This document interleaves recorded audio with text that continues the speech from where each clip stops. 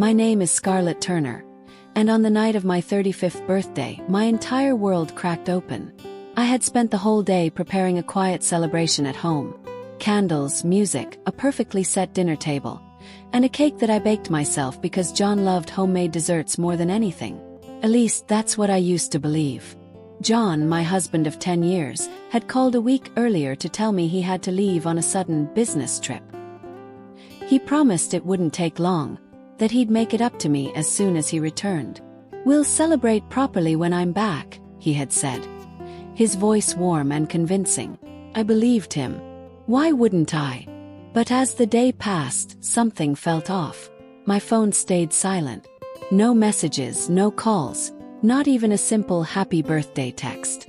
I kept checking the screen, convincing myself there must be a signal issue, a delay, some logical explanation. There was always an explanation with John. Evening came, and the house was filled with the soft glow of candles, but it felt unbearably empty. I poured myself a glass of wine, sat on the couch and stared at the clock. Nothing. The silence was deafening. Out of boredom, or maybe a desperate need to distract myself, I opened my social media feed. I scrolled absent-mindedly, barely paying attention, until I froze. There it was. Photo. John standing in a sleek black suit, smiling wider than I'd seen him smile in years. And next to him, a young woman in a white wedding gown, holding his hand. They were surrounded by guests, confetti flying in the air. The caption beneath the photo read, "Finally official #JustMarried #forever." My glass slipped from my hand and shattered on the floor. My heart started pounding so loudly I could barely hear anything else. Clicked the profile. It wasn't private. There were tagged guests, a wedding venue abroad, live stories. And in every picture, John. Laughing. Celebrating.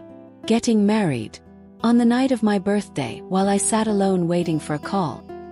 My husband was at his wedding. I stared at the glowing screen as the world I thought I knew dissolved around me. For a moment, everything was still. The candles flickered, wine spread across the floor, and I sat there breathless, realizing that my life had just split into before and after. I didn't sleep that night. I sat on the cold kitchen floor, surrounded by shards of glass and melted candle wax, with my phone glowing like a cruel spotlight. Every time I refreshed the page, more photos appeared. Different angles of the same scene. John slipping a ring onto her finger. John kissing her. John dancing. His hand resting on her waist with the ease of a man who wasn't pretending. Her name was Sophia Lane. It was right there on her profile. She was tagged in almost every photo, and her friends had flooded the comments with heart emojis and congratulations. Her bio read, "New beginnings, red heart." New beginnings for her. The end of everything I thought I had, for me. At first, my brain refused to process it. There had to be some explanation. A misunderstanding. Joke. Look-alike. But with every scroll, denial peeled away, leaving nothing but the raw, painful truth. This wasn't staged. It was real. And it was happening while I sat at home waiting for a man who was never coming back. I started digging. I clicked through Sophia's older posts. Photos from trips, romantic captions that made my stomach turn. A picture from last summer of her holding John's hand at the beach, faces half hidden by sunglasses. A winter shot of the two of them in front of a Christmas tree. Captions like, "My favorite place is next to you." He had been living two lives. As I pieced the timeline together, my hands began to tremble. Sophia's posts stretched back years. Trips that coincided perfectly with John's business travels. Holidays when he'd claimed to be visiting family. Even my last birthday trip. He'd left early for a meeting. And there, dated the same week, was a photo of him and Sophia in Paris. I scrolled until the sun rose, my heart alternating between numb disbelief and fiery rage. How long had he been planning this? How could someone share a bed with me, kiss me goodbye in the mornings, and all the while promise forever to someone else? By morning, the candles had burned out, the house was cold, and something inside me had hardened. This wasn't a misunderstanding. It was betrayal, carefully built layer by layer over years. I closed the app and stared at my reflection in the dark window. My face looked unfamiliar. Tired, older, cracked open. For the first time I saw not a wife, but a woman standing at the edge of her own story, about to turn a page she never wanted to read. The next few days passed in a strange, quiet storm. On the outside, nothing had changed. I went to work, answered messages, kept up appearances. But inside, everything was burning. Every thought was consumed by one truth. John had built a life with another woman right under my nose. First, I felt paralyzed. The betrayal was too big to fully grasp. But slowly, something inside me shifted. Shock turned into focus. Pain into purpose. If he had lied for years, then I would uncover everything he tried to hide. I started with the obvious. His business trips. I pulled out old calendars, receipts, emails.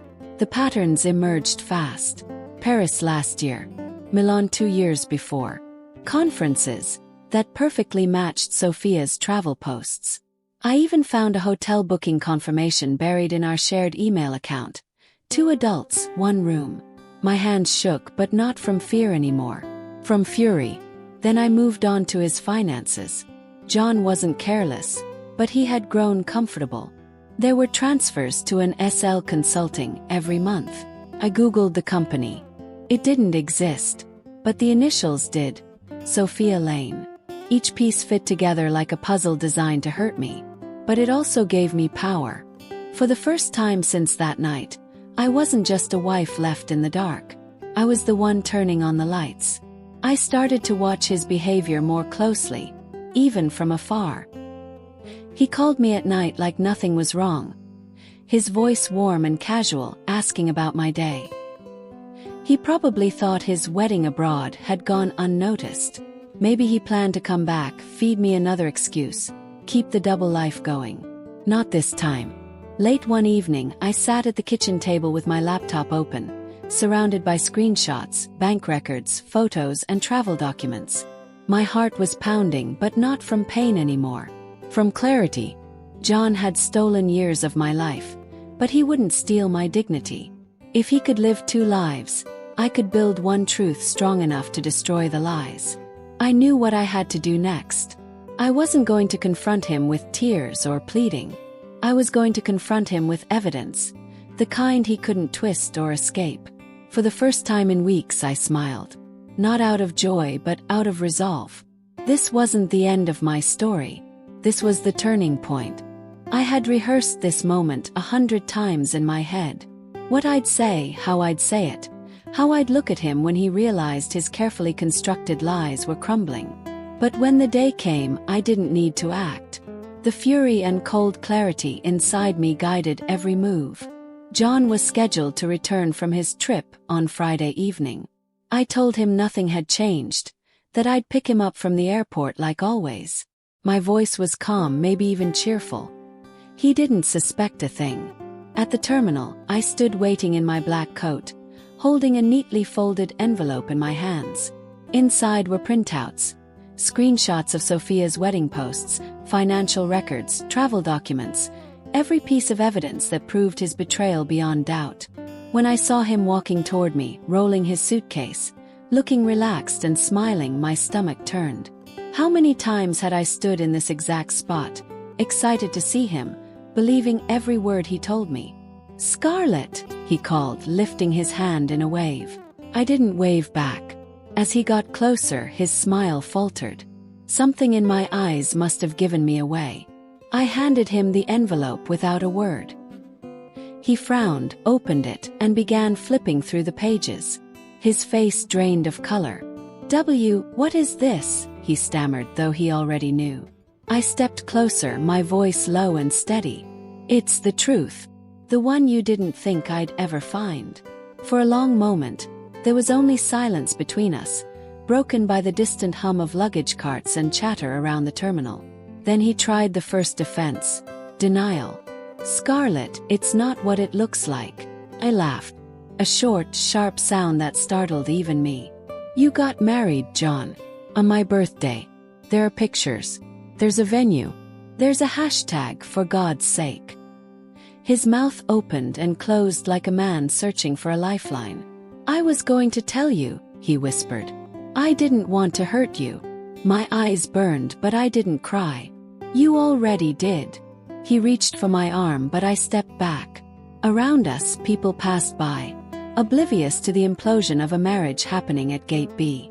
This is over, I said quietly. And this time you don't get to talk your way out of it. I turned and walked away before he could say another word. I didn't need to hear excuses. The truth was already laid out on paper. Cold, undeniable.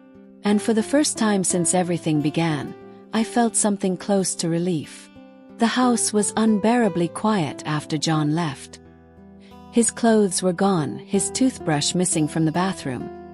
His favorite mug sitting abandoned in the sink.